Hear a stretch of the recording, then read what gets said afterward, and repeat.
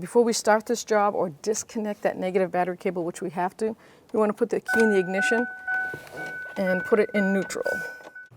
Disconnect the negative battery first. This happens to be a 1/2-inch wrench. It might be a 10mm or an 8 if it's still factory cables. But you want to take that negative battery terminal off, lift it up, and just get it right out of the way. Make sure it doesn't come and hit that because it will still make a circuit. So let's confirm our steering wheel is centered after we've disconnected the negative battery terminal. And we've got 2 caps like this on both sides of the steering wheel. You're going to move both of them and take the bolts out. Like I said, a little screwdriver or a little hook. Take it off. So it's an 8mm socket for both these bolts. You can take them completely out.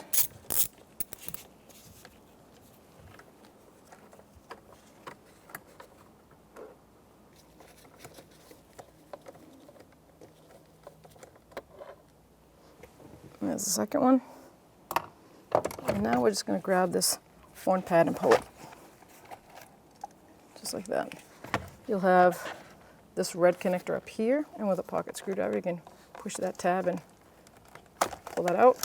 And you have one more on the inside here. So this red tab, you're going to pull out like that, and then you can push down on the tab and release it.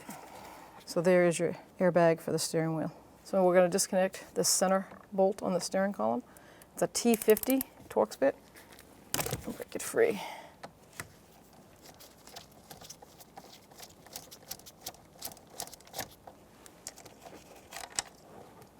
As you can see, the steering column comes lined up. It's got a pinch bolt that goes straight up. So if you want to take a marker, Sharpie or something, or a crayon, you want to line that right up with that. That's how you want. Make sure this notch is lined up with that notch. We're going to disconnect this connector, and you're going to grab the steering wheel at 9 and 6 o'clock. You're going to wiggle it and pull. So now we're going to remove the upper and lower steering column little cluster here. So I'm going to take this boot off the shifter, get that out of the way.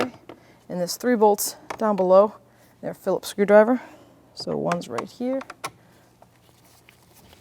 Should I say screws? There's 3 screws. You go into the plastic.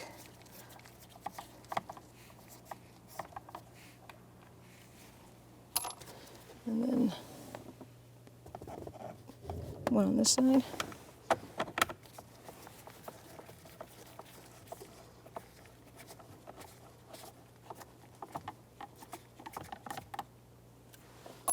One in the back here.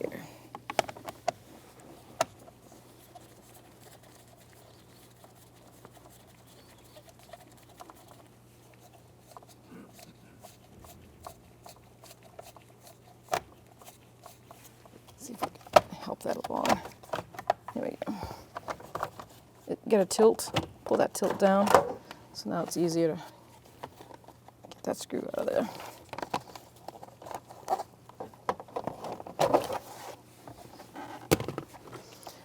Back here, this plastic piece just pulls up, and then you can pull this right up, take it off the combination switch, and out of the way.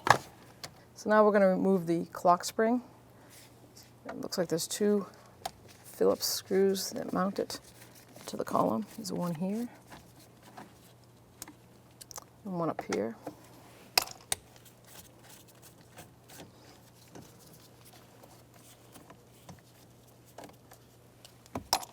Let's see if we can wiggle that up. No, so the combination switch is holding it down also. So there is a little bolt up here. It's a 5.5mm screw. We're going to take that out with a socket. We're going to take that out, remove this combination switch so that the clock spring can move forward. A little screw. And now we can push this tab and lift that combination switch up. And now we can pull this clock spring forward. Perfect. I'm just going to let that hang down. Now I have this piece exposed. So now we can put it in neutral, what we did before we shut it off. Now I can have access to this pin. I can pivot it out, start banging it out, and then I can bring it down so I can pull it out. So I'm going to put it in that mode right there. I'm going to hit that pin with a little hammer, see if I can stop pushing that pin out. So I'm going to use a little brass punch, put it right on the end of that pin. Pretty easy. Put that all the way in. Just grab the pin with your finger and wiggle the shifter back and forth, and you can pull that pin right out. I'll take the shifter out of the way. There's a little connector up here. Lift the tab and pull that out of the way. Use a pocket screwdriver.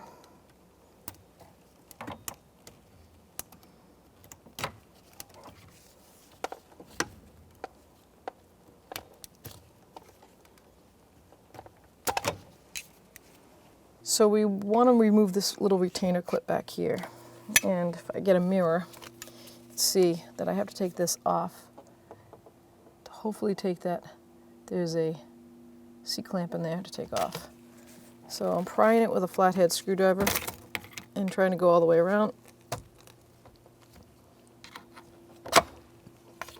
I'm also taking a sharp cold chisel and just giving it a tap to see if I can get it in there.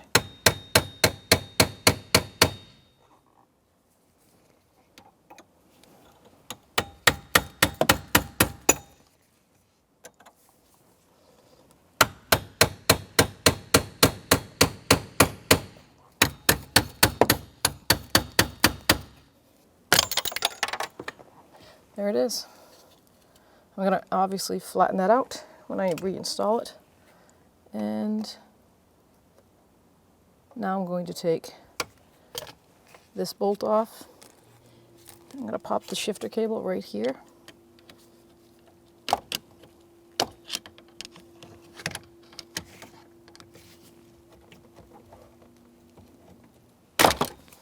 There we go. And take the shifter indicator cable off, which is this little white piece right here, and I'm going to disconnect this pivot point so that I can remove this linkage right here. So with a 10mm wrench, I'm going to remove this pivot bolt first, because if I don't have to remove this shifter indicator mount, I won't.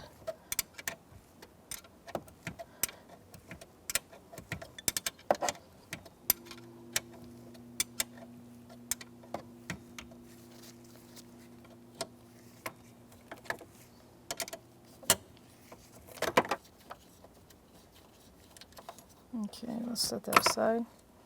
I'm going to try 2 screwdrivers here and see if I can work this way off. There she goes. Look at that. So then you can just pull that right out.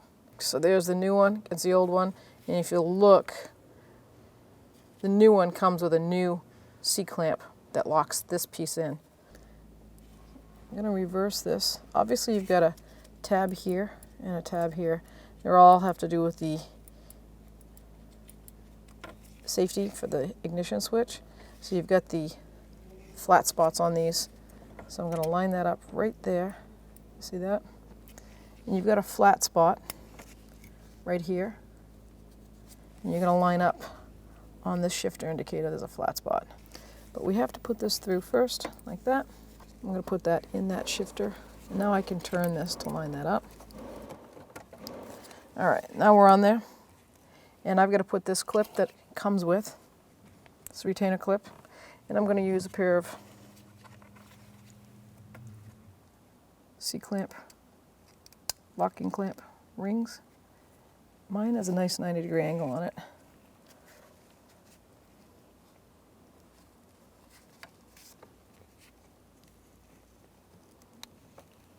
Should be a groove for that to sit right in and lock in.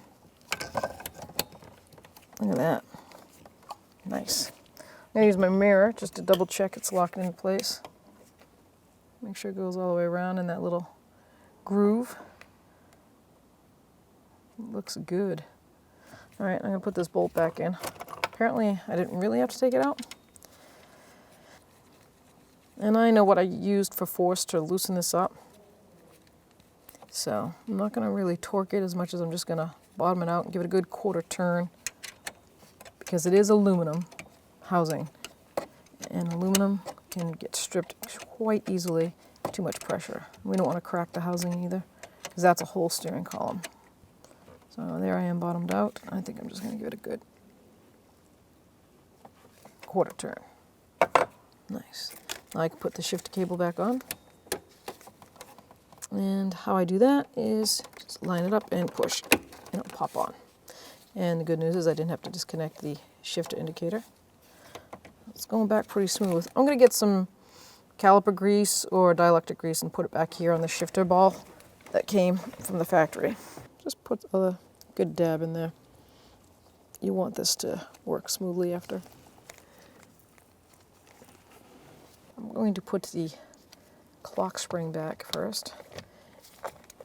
And you're going to want to make sure that this is lined up. Your clock spring housing can only go on one way. This has a flat spot, so it goes right with that steering column. And those are those two little Phillips screws. They've got a nice, like a finished flat edge to them. And they go opposite of each other. Oh, about 1 and 7 o'clock on the clock spring. Snug them right down. Now we can put our combination switch back in. And that has a guide right here. It slides into the back here. Just make sure it sits straight up. Bring it into the top. It'll click down in. We'll put that shifter back in right now. That goes right down in that indicator like that. So in the past, trying to line these pins up, what I have used is a punch to line it up. So I'm just going to remove that. See how there, see?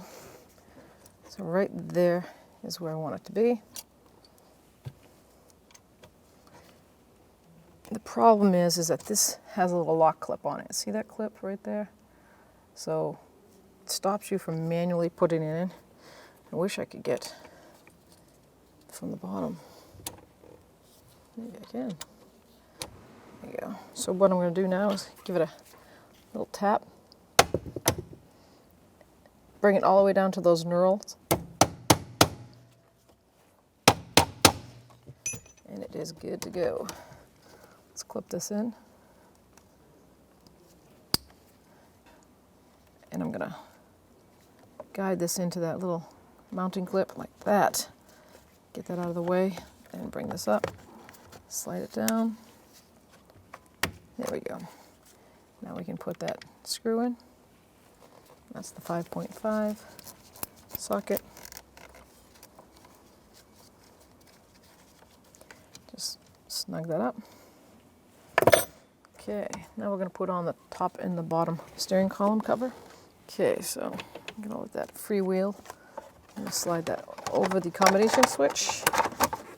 Bring that down. Get that little vinyl out of the way. Lock that down. Make sure it sits in place here. There we go. Now put the, this is going to go like that.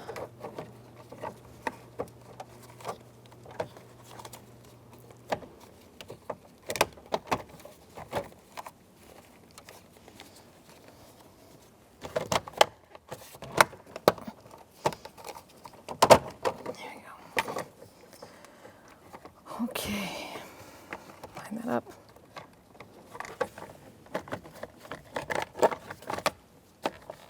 And it should click together. Just like that. Then you're going to get your 3 silver screws that go down from the bottom.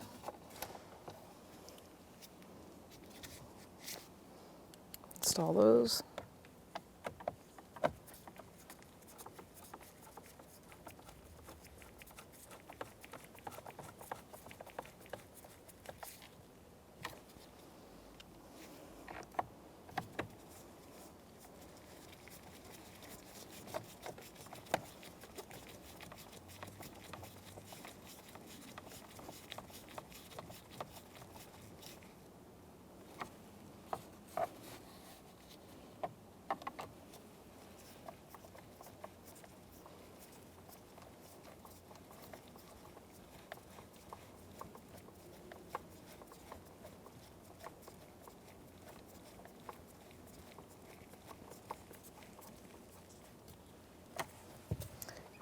lock this in place because I'm going to put the steering wheel back on.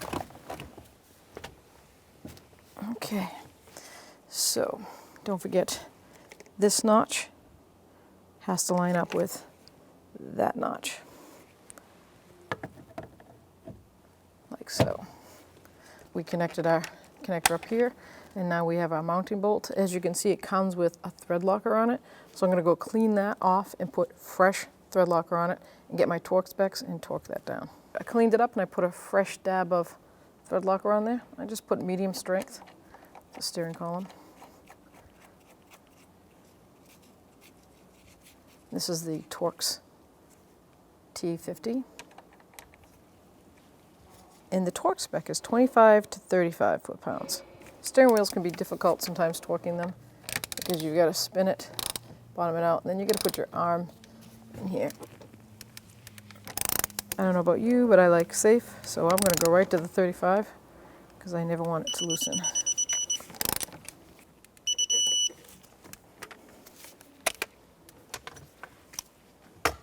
Very good. Now we can put our horn pad back. So this one's going to go right in there. Guides in, push that red tab in. The top one's going to go right there. Now we can just seat it right into place. We have those two bolts on the side, 8mm socket. I would strongly recommend starting both sides before you tighten it, because you have to move this horn pad around to get it centered.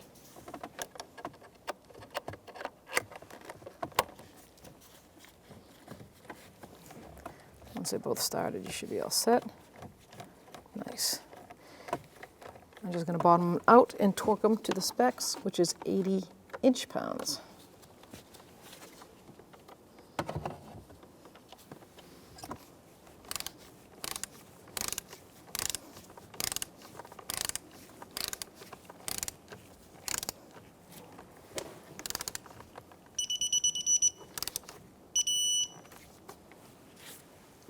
Do both sides. And it is important to torque an airbag.